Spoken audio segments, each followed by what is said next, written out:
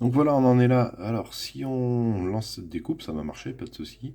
Par contre, le problème, c'est que si on regarde un petit peu mieux, ici, on va avoir un défaut et qu'on attaque dans l'autre pièce. Si je zoome là, on verra mieux. Voilà, l'attaque se fait dans l'autre pièce, on a pas mal de petits soucis. C'est pas la peine de faire des super imbrications si ici on dépasse du côté à l'amorçage, on va perdre presque 20 mm ici là. Sur l'autre pièce, la pièce d'à côté. Donc on va pouvoir décaler ce qui a été fait en automatique, on va pouvoir déplacer les entités. Donc là je peux utiliser ça, je peux faire bouton droit et l'amener où je veux. Donc voilà, par exemple je le mets dans l'angle. Si je veux le mettre dans l'angle, il faut que je tienne la touche contrôle d'appuyer. Avec la touche contrôle d'appuyer, alors c'est pas facile parce que je tiens le téléphone d'autre main, donc j'y arrive pas, mais enfin bon, voilà. Donc là, je peux l'amener dans l'angle, ça ne va pas m'aller parce que je suis encore côté extérieur. Ici, là, par contre, ça serait mieux.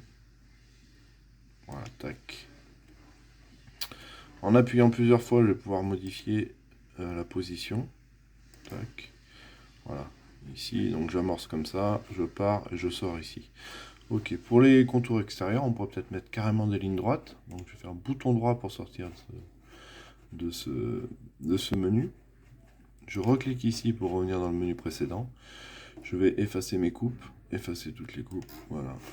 Et avant d'effacer, je vais vous faire quelque chose. On peut ici avoir le temps d'usinage en lançant voilà, les opérations. On a les gravures qui s'effectuent, les coupes après. On a un temps d'usinage de 3 minutes 43. Ok, voilà pour ça. Alors, on va essayer d'optimiser ça. Donc, j'ai dit, alors sortir. J'ai dit déjà, je vais effacer les coupes, effacer toutes les coupes. Oui, je vais paramétrer la coupe. Ici, je vais me mettre en une attaque pour les extérieurs, une attaque droite comme ça.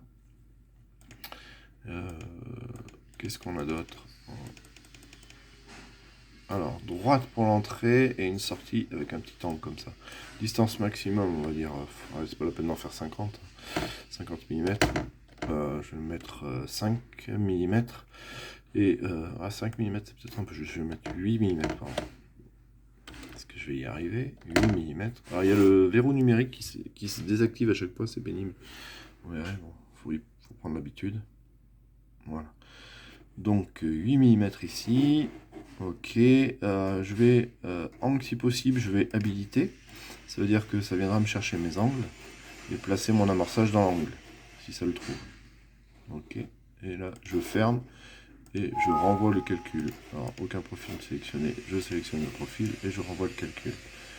Donc si on regarde ici, bah, il est venu me placer l'amorçage ici, c'est mieux. Là, il est là, c'est nickel.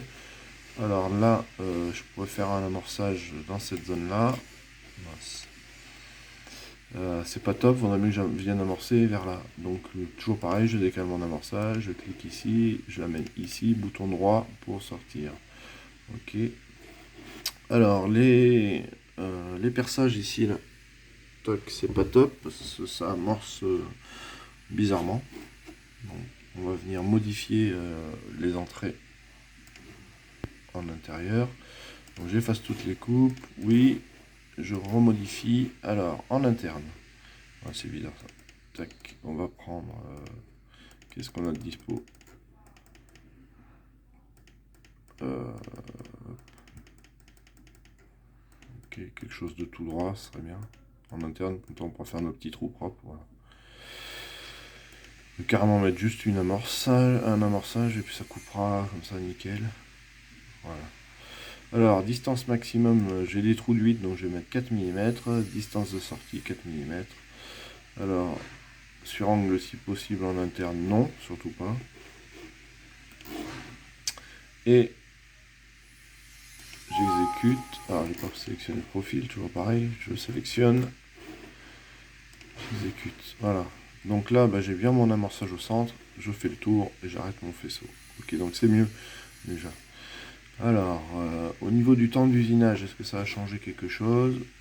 Peut-être pas, en tout cas, où est-ce qu'il me le fait celui-là?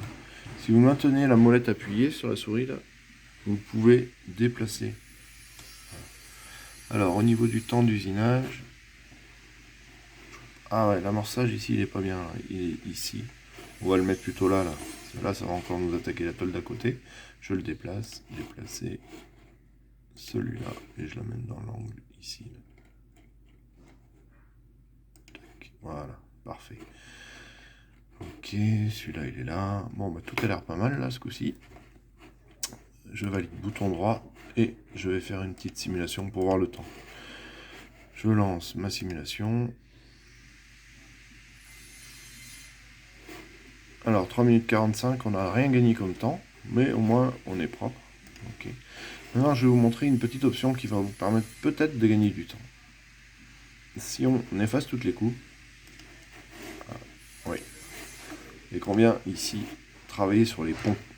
Donc, vous allez essayer de me lire la doc au niveau des ponts. Je ne vais pas vous faire voir ce que je fais, mais je vais vous faire voir le temps que ça donne. Voilà, j'ai fait mes modifications, je relance un calcul de temps.